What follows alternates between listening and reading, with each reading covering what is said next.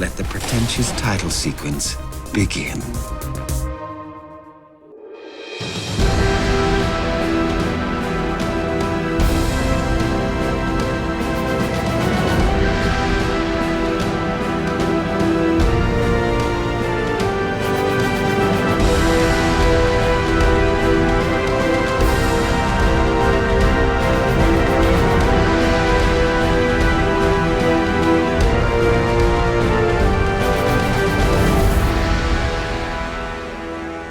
Welcome, Gothamites, to another episode of the Arkham Sessions. My name is Brian Ward. With me, as always, the psychologist to the superheroes, superheroines, and supervillains of Gotham City and now Doom Manor, Dr. Andrea Letamendi. Hey, Andrea. Hi, Brian. This is our second episode of Doom Patrol, now that we've moved over into a brand new series. I have to tell you, we have gotten a fantastic response to our first episode of Doom Patrol, which we put out 2 weeks ago. A lot of people enjoying this show, a lot of people enjoying the fact that we have come in to do this show. And I've got to say, I'm even humbled that at least 3 different people have told us they got the DC Universe app just so that they could see the show and watch along as we covered it. So, not a sponsor of our show. Not a sponsor at all. But we will freely advertise. Sure. Brian, are you enjoying Doom Patrol? I am enjoying Doom Patrol. Even more maybe this second time around. I'm seeing things that I didn't necessarily see before because I wasn't necessarily looking for them before. But now that we are sitting there and critically analyzing each of the characters, I'm enjoying it a lot. Are you? I love it. There are a couple things. It's a mature show, so there are elements of the show that I think are sophisticated and particularly deep. Not that the other content we had before wasn't. Right. Certainly we could talk about a lot of mature ideas and concepts, but the show is it's dark. It's deep, and I think also what I enjoy about it is that there are a lot of elements that we don't know enough about. There are some stories that have yet to be further developed. They haven't unfolded. There's a sense of, I guess it's not complete yet. So unlike shows that we've done before where we can get to the end of the show and have a solution or maybe like a takeaway. Yeah. This is a little different because the story continues, and it's serialized. Yeah. So there's a lot that people have questions about. There are a lot of places that there's sort of it's open-ended, and I think that's fun for us because we can form theories and conjecture and then hopefully return to some of the original thoughts that we had. Yeah, I'm excited about diving in. We should go ahead and do that. This second episode is called Donkey Patrol, which goes into that thing that you desperately wanted to talk about last episode, Drea, the jackass. Mm-hmm. The actual jackass. The actual jackass. We should say that at the end of the pilot episode, the team all goes back into town after having been traumatized there earlier, and they discover that a donkey is just standing in the middle of the street. It's a rather flatulent donkey, and that flatulence opens up a portal that sucks in everybody and everything in the town, basically laying waste to the entire place, including the bus that has the good chief and Mr. Nobody, our villain / narrator.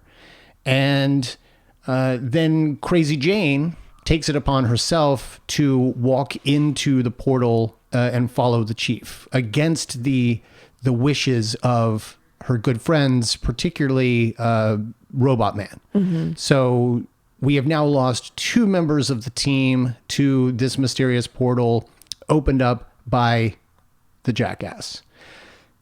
That leads us to an opportunity to talk about a couple of characters. The first of which is Crazy Jane.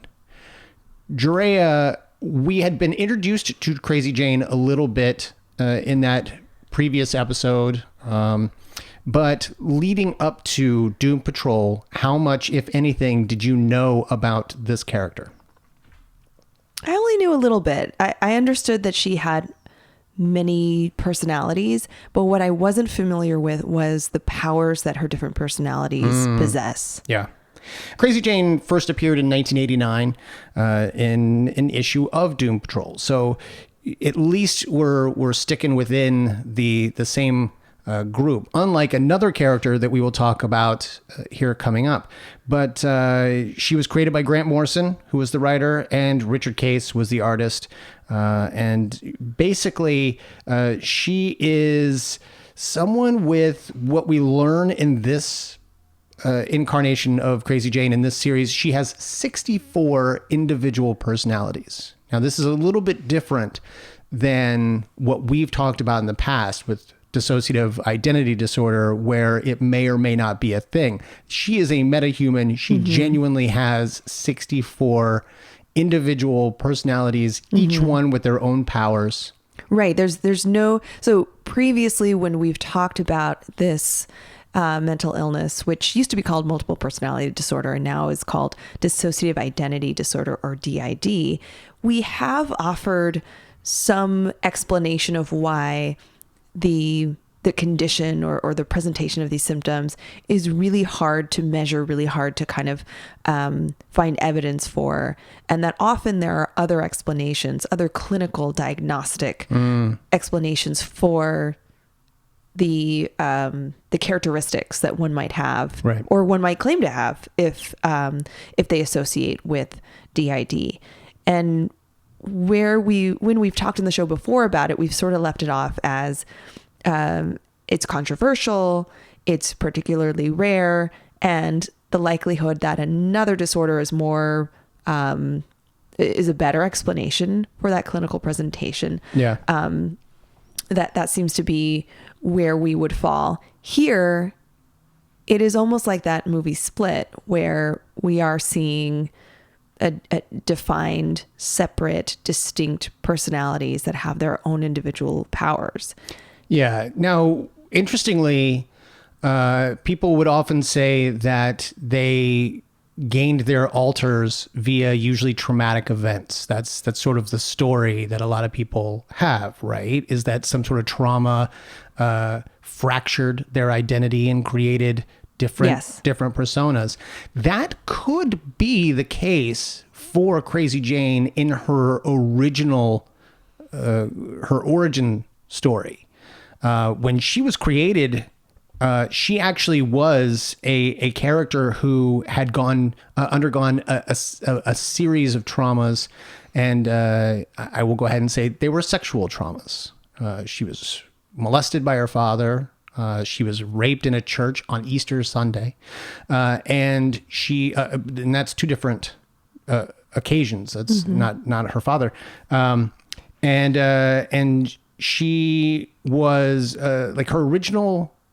Would you call it a dominant persona? Yeah, like you would say like the primary personality. So her name was Kay, and then she was molested by her father. She sort of hid within herself and was replaced by Miranda, and Miranda sort of became the dominant character persona. Then she underwent a rape in a church. And she was as Miranda. Yes, I think I remember. And this comes from this is still from the comics. Correct. These are the comics.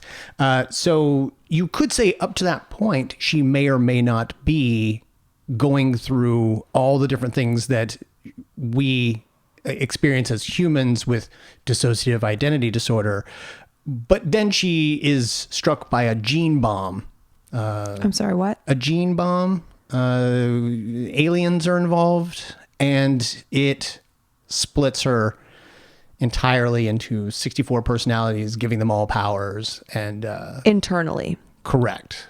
Yeah. So and we get to see that she does. In fact, no, we don't get to see her origin story in this episode of Doom Patrol. We do get to see there is a great scene where Robot Man, who is connecting with her on a deep level, or at least trying to. He's kind of replacing his daughter, who he thinks is dead, and by all accounts, we think she's dead too. He is trying to replace his daughter with Crazy Jane. So he's trying to connect to her. There's something in their dynamic. There's certainly with Crazy Jane, she's not only a younger female person, but she's also, there are some characteristics with a lot of her personalities, or among a lot of her personalities, that are youthful, right? So, so being impatient, having low tolerance for distress, having outbursts and tantrums, lashing out, calling him names, like even some of her aggressive behaviors are actually kind of immature. She doesn't have control of her emotions. And we even meet Baby Doll, who is genuinely a little girl. So her persona called Baby Doll is inwardly and outward. She even sort of wears like clothing and puts her hair in pigtails, and she affects a voice that is this really young girl. And I wondered, I don't know if that's in the comics at all, but I wondered if this is our version of Baby Doll. Baby Doll. The at least maybe a reference of a DC character, Baby Doll, who is an adult person, but trapped in a young girl's body. And here it's almost like the opposite, like a young girl's personality trapped in a fully mature adult woman's body. But to get to your point, there's something about Crazy Jane that is youthful, somewhat immature, but also somewhat in development. Like she's still learning. It's like she needs a mentor. She needs somebody to take care of her, to look after her. And of course, Robot Man believed that he lost his daughter and felt that he had disappointed her, felt that he had not been a good father, even while he was like before the accident, felt like he had made many mistakes. He learns that through Crazy Jane that his daughter potentially is still alive. And so that connection brings him a level of hope. But then there's this, I can't tell if it's healthy yet, but there's this attachment he's formed with Jane where he does want to console her. He wants to guide her and almost to, I even want to say like to parent her in many ways. And there isn't anyone in the house, because the chief's gone. There isn't anyone in the house who is taking on this role. So it works. But there are some clear connections with both of them, that there's something missing psychologically, and they're both trying to fulfill that in this way. And she did reach out to him at the, in the first episode as well. She sort of reached out for that connection a little bit. At least one of her personalities likes Cliff and wants to befriend him, and even maybe sees him as that mentor figure to some degree, which confuses him because every time she changes, and there's a visible change, there's a shimmer over her every time she changes her character, and there doesn't seem to be a lot of control over which character steps into the spotlight. If you're going to bring up Split, it's really interesting watching their dynamic, because she goes against much of Cliff, and toward the end of that episode, she reveals to him that his daughter is still alive, that she was the sole survivor of this accident. And he's almost decided to replace his daughter out of shame, out of guilt, out of embarrassment of being this rusty metal monster who is responsible for the death of her mother, is responsible for the death of himself, for all intents and purposes. And here you've got Jane, who doesn't see him as a monster, at least no more than she is. She accepts him for who he is. And so it's like, okay, well, this is an easy surrogate for his daughter. And like you said, it may or may not be healthy. We're not sure yet. We do know that when she jumps into the portal, he has decided that he does not want her to go. So he's still looking out for her and is desperately trying to figure out how to go about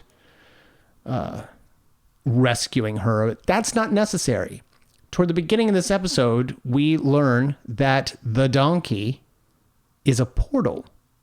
And that portal spits out Crazy Jane in front of a new character that we get to meet, Cyborg. Now, most people would know Cyborg from Teen Titans, from Justice League. But we were given him in this show, which is interesting because I don't remember an incarnation of Doom Patrol that ever had Cyborg. But he fits. Mm-hmm. His story fits. The trauma fits. Were you ever like a Teen Titans fan? Did you ever grow up with Cyborg? Not really. I would say that I had some exposure to Cyborg through marginal experiences. So through other more prominent characters and this character being a side character or part of, let's say, the Justice League, for instance. Yeah.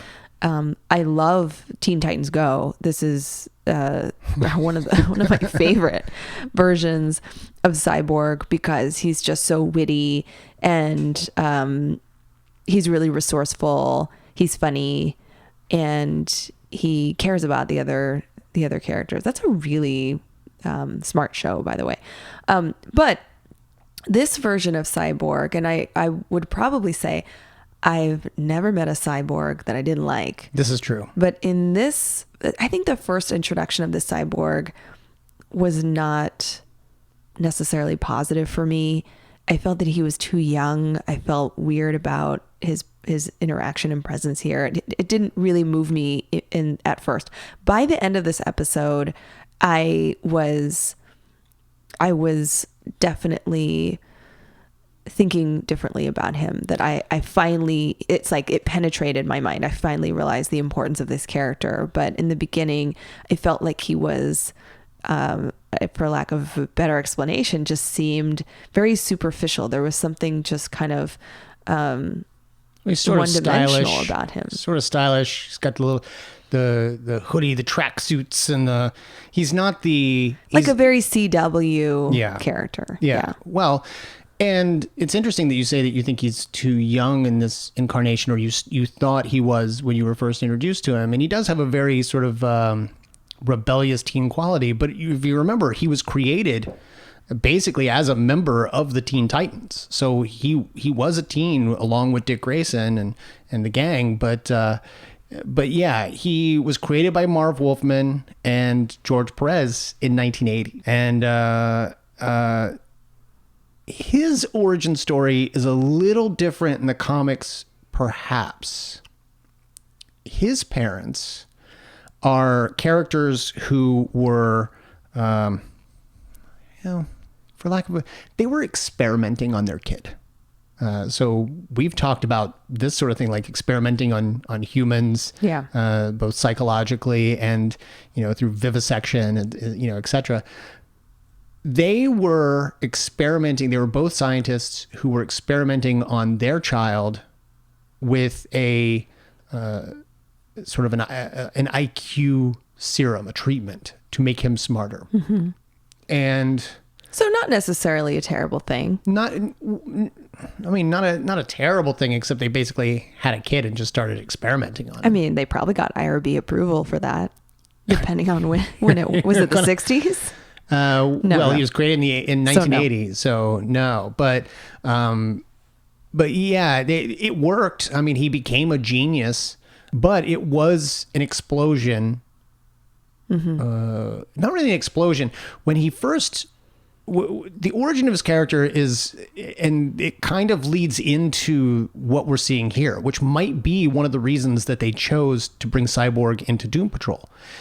His parents, I guess, got bored with IQ experiments and instead started experimenting with like interdimensional beings and portals and realms. And one day, Victor walks in and he suddenly is finding that a giant creature from another portal comes through into our dimension, kills his mom, basically destroys Victor, like rips him apart. And his dad sends the creature back to the dimension from whence it came, and then focuses all of his attention on rebuilding Victor with these cybernetic parts. Not so dissimilar from what we see as his origin in this episode. The gang all meet one another. They all learn that the donkey is a portal. They go into the portal and through its mouth and end up in this other dimension where Mr. Nobody is narrating everything for them. So he has become not just a narrator for us. They are breaking the fourth wall entirely and making him a narrator that is audible to these characters. And the characters that go into the portal are Cyborg, Rita, so Elasti-Woman, and Larry Trainer, so Negative Man. And he gives each one, I would call it a test of sorts. It's his way of torturing them ultimately. He comes right out and says that they are escaping their torture. It's like he wants, it's almost as if he wants to break them, or he wants to bring down, disarm them, bring down their defenses in very personal ways. He takes their historical trauma, he takes their ultimate fears and self-doubts, and he creates very different illusions for them, which feel very real. So it's almost like, I don't know, our VR would be our version of it, but their version in the supernatural world, in this interplanetary and interdimensional world, they go through these separate trials, these separate experiences. What does he give to Rita? So Rita finds herself on set. So she is the star of a romance movie, and the lighting is such, the set is such that it's clearly back in her time. I don't know when that would be, the 50s. But it's very, she's done up. She looks as if she is herself again. So there's almost this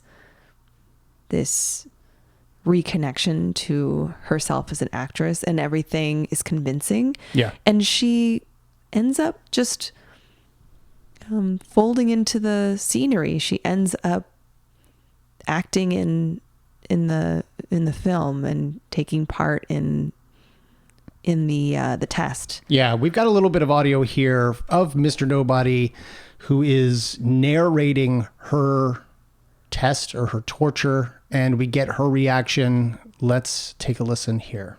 And action! Like riding a bicycle, Rita knew how to hit her marks, find her light, sell the drama. This was it. This was her Oscar moment. But I never had no mama, so I never knew that boys could be so mean, so cruel. And now this baby's gonna grow up not knowing her daddy. In other words, Rita's an idiot. And I see her daddy in her little eyes, and I resent her. Oh, I resent her sweet angel face. I mean, she knows this is a trap, and still she plays along. What else am I supposed to do? So we hear that she's going along with it, and she asks, what else am I supposed to do? So she feels like it's real. She's cognizant of the fact that it isn't, but she's taking this as an opportunity to act again, to be the star again. And you hear her very defiantly saying, yeah, you're right. I am the star. Would you say that she passed this test, if it is a test? I think they're all tests. I think that she misses it. I don't know if she passes it or fails it, but maybe she does fail it because in my mind, the point was to take her to a place of nostalgia and also create a sensation of sadness. I think that it's intended to make her feel disconnected again. It's intended to make her feel a realization that she doesn't have any part of that world anymore, because she has, like you said, she's cognizant of both things. The concept that she's convincingly acting in this scene, and that the other actors believe her. Yeah. And then also acknowledging, a higher level of connection, and that's Mr. Nobody. Yeah. And I think there's a part of it where there's like a baby carriage. Did you catch this? Yes. Where everybody disappears from the set when the director calls cut, and she's no longer acting, which really seems to distress her. The idea that someone called cut, and everyone disappears from the set except for a baby carriage with a crying baby in the corner, and she slowly walks up to it as if trying to deny that there's something there in front of her. And we don't really get that. We're not told. That's the beauty of a serialized show. We are not told what that means exactly. It's a bit open-ended, but I think that I guess filling in the gaps here, I don't know if it's literal or symbolic, but there is a human connection. There's family that she doesn't have now. Yeah. Because she lives in Doom Manor by herself, or with this gang of other rejects. But even when she's with them, she's by herself. Yeah, she's often kind of sewing. Isolated. She's watching her own movies. She spends a lot of time on her own. And I wonder if that symbolizes that she is alone. Yeah. And that acting was for her a false feeling that while she was acting, she could pretend that she had relationships and she had connections and that people cared about her. And even in episode 1, where she managed to have a positive relationship with a stranger in a cafe, in a diner, and they said she looked like this actress. Of course, they didn't know that she was that actress. And she wanted to know all about the feelings that this person had with that like parasocial relationship with her. Yeah. And also the story of that woman and her father. Yeah. But she wasn't interested in the story about her father. Not she as much. Only wanted to know about sitting down with him to watch her movies. And she got very distressed. That's when she started to become gelatinous, and the oozing skin monster basically is when she learns that her father thought that Rita had done porn. Yeah. You know, like it suddenly the image that she thought she had constructed of herself, she's learning, had come tumbling down, when naturally all kinds of rumors are going to start about this woman who was on set one day and was beautiful and then was suddenly sludgy and then disappeared from Hollywood. People are going to come up with horrible stories, and she's now learning that this man not only thought she was doing porn, he told his daughter he had like a bag of it in his closet, and that distresses her. Yeah, I think the sense that I got was this test had to do with the falsehood of who she was as an actor. And the reality, was she in a place where she could face the reality that she is no one, that she is a blob, like she's not defined by anything, any characteristic aside from her acting persona. Yeah. And we learn from Mr. Nobody through his narration that she's probably, and she kind of gives this look as if to acknowledge it, she's probably not that good an actress. He makes a comment about how this is her Oscar moment, and she goes into this melodramatic performance, and he just sort of jokes about it, where he's like, yeah, that's not well, and that is her weakness. I think he's kind of an a-hole, and he knows she can hear that, right? So there's this, he is picking at each of them. This is his way of penetrating their sense of self, their consciousness, their their psychology and finding their weaknesses. Yeah. And so for her, it's a sense of her, who is her actual true self? When she's not a performer and she's not on stage or she's not on set, what does that leave? Who is that person? And the reality, which I think she finds frightening, is that she doesn't know. She doesn't really connect. It's like, it's nothing. It's nobody.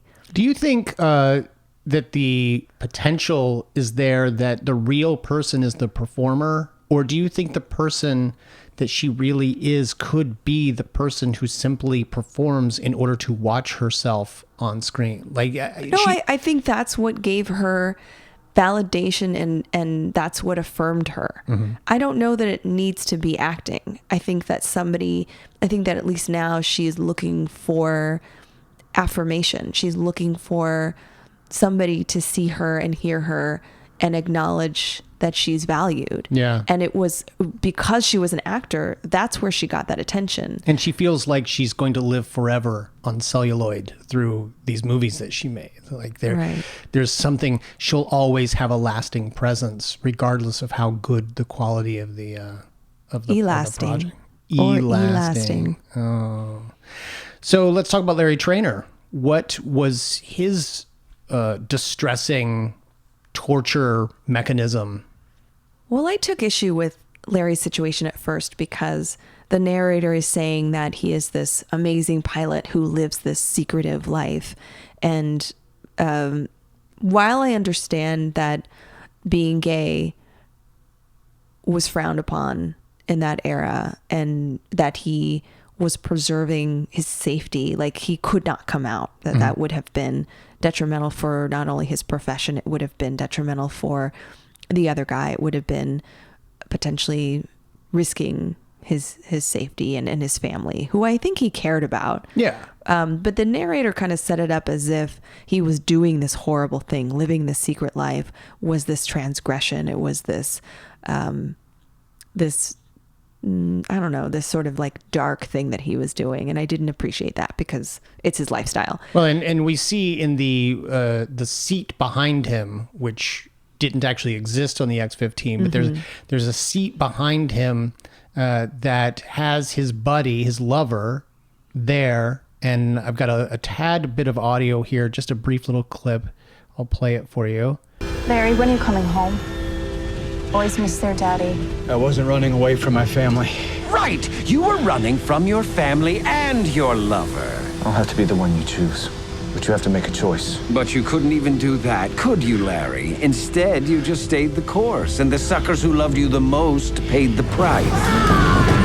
So he is haunted by both partners that he has behind him, talking about needing to choose between the two. He has suddenly put them in jeopardy because his plane is in a his trial is literally piloting a plane that's on its way to destruction. Spinning. Yeah, it's in a tailspin, and he is choosing not to grab the control stick. In fact, if you know the plane at all, his right hand is on the ejection. I do not. His right hand is on the ejection seat lever. Okay. So it's almost as if Larry is trying to decide whether he should eject from this plane, and instead he grabs the control stick to bring it out of its spin and save himself, save those loved ones that are also in the plane, and it's that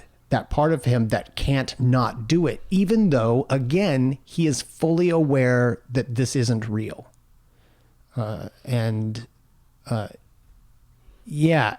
It seemed as though this test was about a couple of things. One, is he brave? I'm using air quotes. Is he brave enough to live his authentic life? Is he courageous enough to choose his male lover because that's who he wants to be with? I would argue that it's not even necessarily is he brave enough, and I'm using the air quotes now, to choose his male lover. Is he brave enough to choose either one of them? Is he to brave? Make a decision? Yeah, is he brave enough to make that decision? I think that's where I'm at too. With like, is he? And the reason I'm using quotation marks is that the test puts him in a life or death situation. So it is creating a risk that requires courage beyond the psychology of this. It requires courage related to his safety, related to whether he will survive this plane crash if it crashes. If he ejects, I suppose that means that he doesn't choose. He doesn't have to make a decision. He escapes, he avoids. And I think that relates a lot to his situation now where he is like a mummy. He's wrapped in the gauze or whatever. And my sense is the wrappings keep other people from seeing his charred, burnt body, very deformed, very disfigured. I don't get the sense that the wrappings keep that alien energy inside of him. That alien energy can leave his body whenever Anytime it wants to. Yeah. So I have a feeling that is more to preserve his psychological safety. He doesn't want to be judged and ridiculed and seen as horrific. He doesn't want to be the monster that he feels he was inside because he was putting two people through something that he feels very guilty about. Right. And I think you're right. I think maybe I perseverated too much about this trying to, this trying to make him out to be a villain because of his lifestyle. Rather, maybe what he is guilty of is not being faithful to either person, not being honorable, not being loyal and honest to the people that care about him a lot. And then I would definitely say that's where he made mistakes. Yes. So as he is going through this trial and realizes that he has to make a decision or he will abandon this entirely, I think that's really related to his current situation where he's essentially in isolation. People don't see what he looks like. Yeah. He's very much a castaway. Like he sort of just lives off on his own. Again, like you said, even though he's in due manner with other people, he tends to his garden. He and that's kind the of thing. wanders. That's the interesting thing is he went from one of, if not the, at the time, most exciting careers on the planet. We did talk about that. He's a jet. He's not just who a jet fighter who would pilot. Be that? Who would who on this earth wants to be a test pilot? People with that sense of risk taking, that sense of need to push the envelope. He was a test pilot. We're not just talking about like a fighter pilot. He wasn't just like over in combat. He was literally strapping himself to a plane that was designed to kill him if he couldn't control it. And so he was. I'm not suggesting that they designed it to kill him if he couldn't.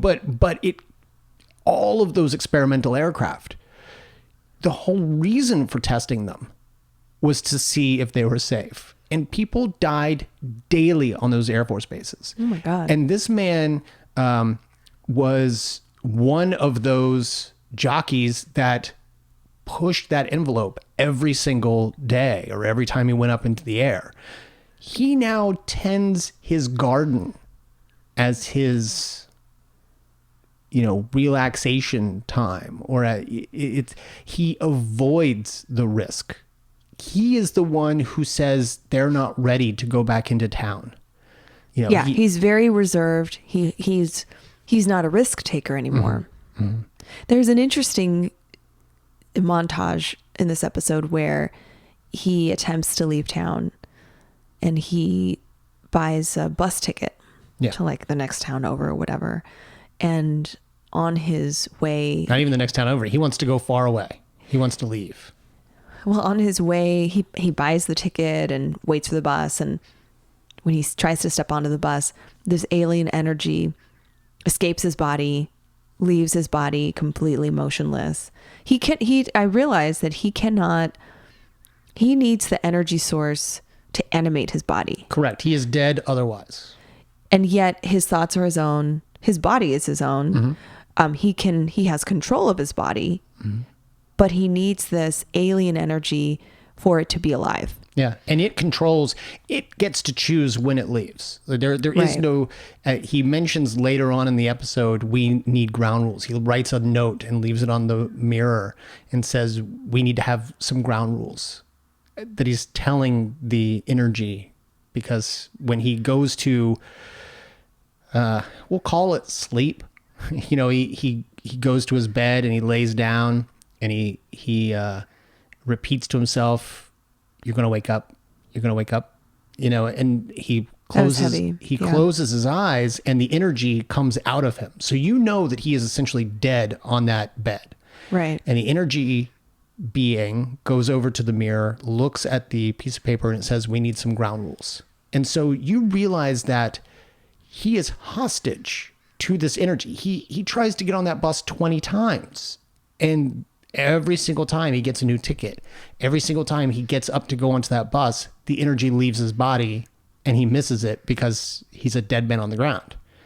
And so the energy wants him to stay in this town. Yeah, the energy proves to be, and I don't want to jump ahead too far just yet because I want to come back to this, but the energy proves to be not just a puckish being that lives inside of him. It almost is a conscience of sorts. It is the one that prevents him from leaving, not because the energy necessarily doesn't want to leave Doom Manor, but because Larry knows good and well he needs to be there. Mm-hmm. And he needs to be there with those people. And I think the energy is basically telling him the same thing. I am not letting you leave town because you can't escape that easily. And so, and then we are revisited by, well, let's just say the energy takes a more important role in his test a little bit later in the episode. But let's talk about Cyborg. What is his traumatic event? And I think it's interesting before we talk about this, it's the one event that is the most on the surface traumatic. Right. Because he's taunting Rita with acting. He's taunting Larry with the idea of going back to being a fighter jockey, and that exhilaration of... He doesn't put Cyborg in a superhero... Yeah. It's not a pleasant... combative. It's not like he's saving people or having to make a decision or like you have a choice of who to rescue. Mm-hmm. And it's actually not even the blast. It's not the trauma itself, because Cyborg was caught in a lab explosion that killed his mother. And he takes credit for it. He says, he feels responsible. I'm to blame. Yeah. And rather than have him go through the explosion, which I think would be at surface level pretty traumatic to relive, he wakes up in this trial, in this test. He wakes up after the explosion occurred, so he's sprawled on the ground outside of what I think is his home. Yes. And his mother's body is burning, a couple yards away. Yeah, burning next to him. It's pretty grotesque because he's lost his leg. Yeah, his body is off. completely disfigured. His eye has been gone. Yeah, I'm trying to word there. this carefully, but there's a hole. I think the depiction is really graphic, but it's not gratuitous. It's not too offensive and gross. There's almost a sense of really capturing and telling us how jarring and horrific his physical and psychological trauma was. And what's interesting is that this trial was having him relive not the experience of the explosion, but the aftermath of the trauma, which, as we've talked about before, the aftermath of the trauma, our interpretation, our perspectives, the way that we initially perceive anything horrible that happens is what guides our recovery. Yeah. Would you suggest that, or is it possible, can I posit that the trauma was not the explosion, but the seeing his mother on fire a few yards Yeah. away. I mean, the entirety, there's a collection, I Right. would say there's a collection of horrible things that he experienced. Yeah. And the explosion itself, if this were some kind of therapeutic relationship, I would call it the explosion. That is the trauma. Okay. But yes, you're absolutely right. It has elements of traumatic experiences. What it was like to be, I'm going to get really detailed with this, what it was like to be thrown out of the lab because of the force, the brutality of the explosion. That was painful. Or maybe he lost consciousness, and so that was alarming in some way. Yeah, right? I was going to say it's possible that the reason you don't see it is because that's not in his He doesn't have it in his memory. No one thinks about the explosion. They always think about what's after. You know, That's not always true, but in this case, you're right. I think there's maybe either a lapse of memory, or because of the blow to his body and maybe his brain, he has no memory of it. But I think you're right in that the trauma itself is the loss of his mother, seeing his mother's body burning. So the disfigurement and the horror of seeing that happen to her body, the horror of looking down and seeing part of his leg gone, not being able to see out of one eye, realizing half of his face is blown off. Yeah. Now, this is similar to people who've woken up after an IED explosion or some kind of combat situation where that's the last thing they remember. Yeah. And they do have memory of waking up to some kind of horrific thing like this. Now, this is what I find interesting, and it's the thing that is the most torturous from Mr. Nobody is in this moment, Cyborg takes control.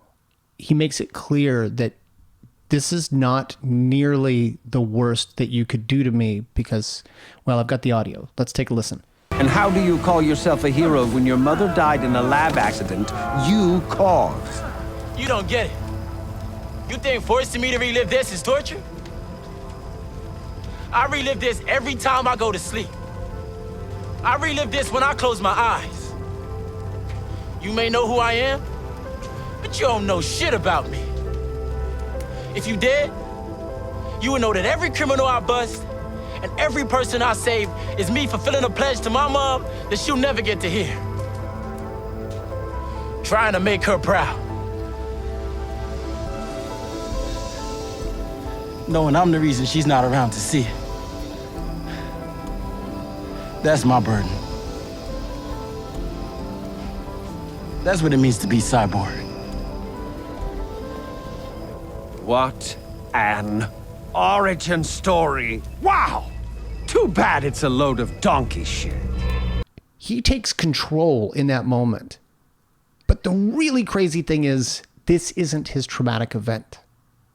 His traumatic event was not the explosion, was not his mother, because he can handle that. The traumatic event was being on the table and his father building him into Cyborg. He goes ballistic in that moment as his father rips off what's left of his arm and starts to replace it with metallic. And that is all, some of that is not what happened. There is the way that his father treats him in that operation. It seems kind of exaggerated. We don't know. He's very well, he takes on the voice. Empathy. Yeah, he takes on the voice of Mr. Nobody. It's clearly he is the conduit through which Mr. Nobody is treating Cyborg in this. That's what Mr. Nobody is doing to him. My sense is that Cyborg was put under. Potentially, yeah, but Mr. Nobody is letting him know that I'm fully cognizant of the fact that you becoming Cyborg is actually your trauma. You hate being this person. So he's actually very good at his job. Yeah. As being an evil person. The torturous. Well, and I don't disagree with that because, and it's not that the loss of his mother and his disfigurement, that the accident overall wasn't traumatic, but that the collection of events represents something that is symbolically traumatic. The loss of his sense of personhood, like who he believed he was, completely changed once he becomes the cybernetic figure. And the narrator even says, you don't even have memories. You have programs that represent memories. So your memories aren't even yours. They don't belong to you. And that I think there's this pretty deeply felt fear that I experienced there. Like by telling somebody, you don't really, you died. You are now parts and pieces that are put together by this, cybernetic technology, and you're operated through programming. And so you don't even have ownership over your feelings, your thoughts, your movements. And that loss of the self is traumatic. He puts himself into privacy mode so that his father can't invade, his computer, his internal head. He doesn't know where he is. He doesn't know any of that. And later, after they escape the portal and end up back in Doom Manor, his father shows up and he's like, well, I guess privacy mode doesn't mean anything. He's like, well, when you leave the Earth, I get a notification. Yeah. But as he's yelling at him, telling him that he wants him to come back home, he needs him to come back to Detroit, Vic ends up saying, I'll check in on schedule. Don't worry about me. I always do. Why? I'm Cyborg. Right? When talking to his father, he alludes to himself as this machine that you don't have to worry about because I can take care of myself. Right. I'm no longer this, like as a human, as Vic, I was vulnerable and I had weaknesses and I could even die. And as Cyborg, I'm sure you could just reprogram me. There's this defensiveness. You can always rebuild me. Yeah. I don't think, going back to the clip you played, I was moved by that because I don't think that's untrue. While on the one hand, I understand that he sees himself differently and he has to grapple with the knowledge that he is a cybernetic machine and he had to change the concept of who he was. I also absolutely believe him when he says, showing him his trauma, the loss of his mother, the accident, and even the transformation, like showing him, I believe him when he says, you can't get to me this way because I'm already reliving this. I've not let this go. Yeah. This is still programmed. These memories exist in my memory bank and forms who I am. And I believe that because it relates directly to his sense of honor, his wanting to protect people, his belief, his conviction that he is a hero, and that what he went through was formative for him. That and we've talked about how to process and understand trauma. He has to give meaning to this horrible accident. He has to give some kind of connection. There has to be connective tissue to what happened to him and who he is now and what value he has as a cybernetic machine. Yeah. And he's able to make that connection. This was not for nothing. I'm able to find purpose. Yeah. And what I got from that is that by having me relive this horrible thing, you're not going to take away my purpose. Right. Right. So they all end up getting out. And how do they get out? The energy being comes out of Larry, and as if to suggest that it was something that wasn't even necessarily planned for. The energy being understands that if I don't play this game, Larry might, but if I don't play this game, then we can get out of here. And the energy being comes out of his body, effectively making Larry dead. And Mr. Nobody acknowledges, okay, you guys are all right, you're going to get out now because this is all going to break down. He alludes to the idea that their torture is ending earlier than anticipated. And the donkey not only spits them back out, he spits the entire town back out. So the whole thing is no longer, the town is back to normal. All 8,000 and some odd people from town come back, and the donkey explodes. As all of this is happening, we go back to that father-daughter figure, or that father-daughter relationship of Robot Man and Crazy Jane. Jane is a Robot Man discovers through old videotapes that the chief was recording while doing his sort of therapy with Jane, that her system in her body is known as the underground. It's where all 64 different personalities dwell. And he asks her to draw a map of the underground, and we see just how vast a system this is of the different characters, and which ones are good and which ones are volatile and which ones are somewhere in between, and who's connected to whom, and all of it. It is it's a crazy amount of information that has been culled over the course of these sessions. And Robot Man is just now getting the full breadth of this. But in doing so, he learns about the underground, and he uses that information with some of the characters who are a bit more aggressive and volatile toward him, don't care for him at all, nearly kill him with words that have formed in the air and turned into blades. I mean, some of these powers are really cool. Yeah. Especially visually, if you're talking about a TV show, really, really cool to be able to put onto screen. And we see that he continues, he does not give up on Jane. He tries to, again, he's using her as a surrogate for his daughter. He makes her peanut butter and jelly sandwiches, but cuts them into triangles for them, and it turns out some of them are allergic nuts, and that was hilarious. Well, so I've got this piece of audio. Let me play it for you. How special. Crustless PB&J triangles. Oh, wow, thanks.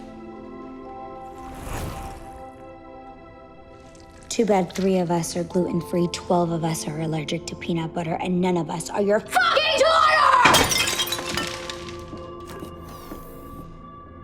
Ouch. That was hard. I think there's moments where I want them to connect more, and I see the potential for them to find healing among each other, not in an unhealthy way, because that could be really psychologically detrimental as far as not having maybe a more like realistic supportive relationship. Yeah. So his defenses have a lot to do with his self-doubt and his inability to see himself as an effective parent. Like he already feels like he's a failure, and being in the robot body makes him even more self-doubting. Yeah. And actually pretty self-hating. Even when making those sandwiches, his body, he's so strong. Like he messes up. He's cutting the sandwiches into the triangles, and he crushes the plate underneath. It shatters. Well, and I get the sense that he is turning toward the strategies and the different interactions and behaviors he believes will draw them closer. I don't think he's trying to reenact something with his daughter. I think he is trying to authentically console her and think of ways to connect with her. Now, the other members of the household have given up on her, not to the degree that they don't care about her, but they've given up on themselves. Just they can't care about her. They stick her in this isolation room, and they essentially keep her there until she can settle down.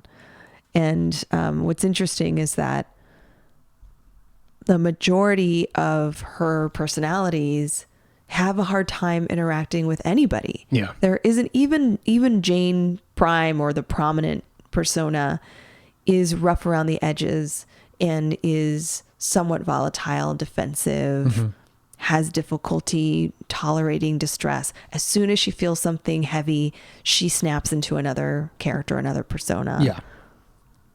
And some of these personas might be made of pure fire. I mean, cool. we see that some of them are basically the Human Torch. And some of this is very accurate toward theories around DID. DID, previously known as multiple personality disorder, is where someone's able to endorse having, so this is all self-reported, they endorse having at least 2 or more distinct personality identities, and each of those identities truly have a unique name, a personal history, individual characteristics, sometimes different genders, different ages, different powers. In this case, different accents, different nationalities. And I know on the show we've talked about the challenges, the difficulty with really understanding this disorder, because for one, it's very rare. And second, it's difficult to measure and capture the existence of the different personalities. And it's been proposed that a person who presents this way with seemingly different personalities may likely have some other memory disorder or traumatic disorder where having or presenting themselves and kind of affecting these different personas is one strategy, one way where they feel like they can be themselves, strangely enough, as paradoxical as that sounds. Yeah. What that means, and I'm not saying that people are faking this. There are some people that fake this. BTW. There are people that fake this, just like there are people that fake other disorders. But I also believe that there are people that truly have the experience of the different personalities, but their personalities are better explained and sort of better defined as dissociations of the self and different memory lapses and I think even sometimes some the person's conviction that this is who they have to be in order to understand the different parts of themselves. But the reality is that typically the person is experiencing a very fragmented sense of self. Yeah. And as we talked about, if there is a traumatic event that one of the personas, maybe the original persona, experienced, that person needs to be protected. That person needs to be away from the triggers and the harms and the harm and the possibility of being further traumatized. And so other characters become more prominent and active in protection. So it's possible that someone with DID had a trauma, needed to protect themselves in a way that they didn't feel like they could do. And so they created a persona that could do it, even though it's still them. They created a persona that they thought could do it. And it's psychosomatic in that they fully believe that this is a different person, a different character. And it gets to a point where there's lost time, even though there isn't. There's lost time because, no, I have spent all this time as Charlie instead of Sam, and I have spent all this time as Deborah instead of Becky, and whatever. So you're suggesting, you're not just you, but a popular hypothesis is that the person is genuinely experiencing these things, but that they aren't actually separate entities within the same person. Right. And a lot of psychiatrists and psychologists believe that it's impossible to have distinct personalities in this way, that in fact it is one personality that's found a way to present itself differently. Again, usually through some kind of neurobiological reason, and sometimes a neurobiological deficit. Maybe head trauma, maybe some kind of insult to the brain, which causes some disconnections between the systems. Yeah. And I would probably agree that this is, I'm not talking about Jane right now, but in general, that DID is usually better explained as an offshoot of another psychiatric problem. So namely things like borderline personality disorder, or generally a profound difficulty in coping with stress that someone might be experiencing.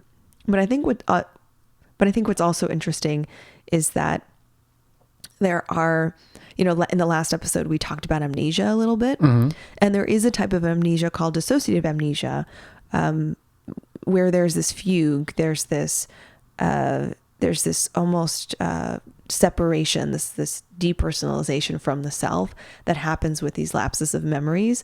And then the person kind of fills those gaps with these other personalities to make the most sense of like, where did all this time go? Right.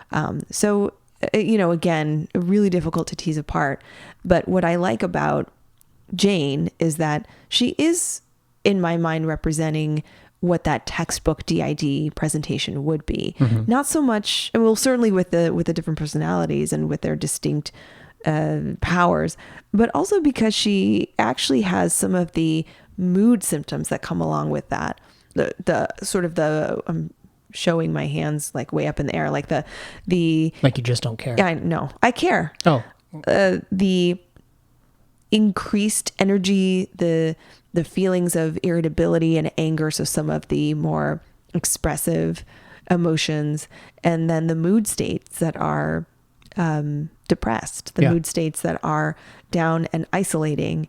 And I think that we certainly see her experience the aftermath, the impact of having these different personalities affect her. She is exhausted, she's stressed, and she's tired. And that, I think, is showing us what her psychology is really about. Yeah. I feel like there's so much more to talk about, and we're only in the second episode. I'm loving this series, especially in the second rewatch. Folks need to come back and take a listen to episode 3 in 2 weeks. Until then, Drea, why don't you tell them where they can find you? I'm on Twitter at Arkham Asylum Doc, on Instagram, Arkham Asylum Doc, and on LinkedIn, Andrea Letamendi. You can find me on Twitter. I am at bward028. You can find me on Instagram at b_ward028. You can find us both on Twitter and on Instagram at Arkham Sessions. Of course, you can email us your questions, your thoughts. We would love to hear them. We'd love to address them on the show. That is arkhamsessions@gmail.com. And be sure to follow our family over at Fanbase Press for their podcasts, their news, their comics, and all their good stuff. And if you'd like to read my articles about the psychology of other characters like Maleficent, Elsa, and Star Wars characters, hop on over to fandom.com and you'll find a bunch of my pieces over there. Yeah, they've been some fantastic work, Drea. Thank you. And until next time, I'm Brian Ward. I'm Dr. Andrea Letamendi. And together we are the Arkham Sessions.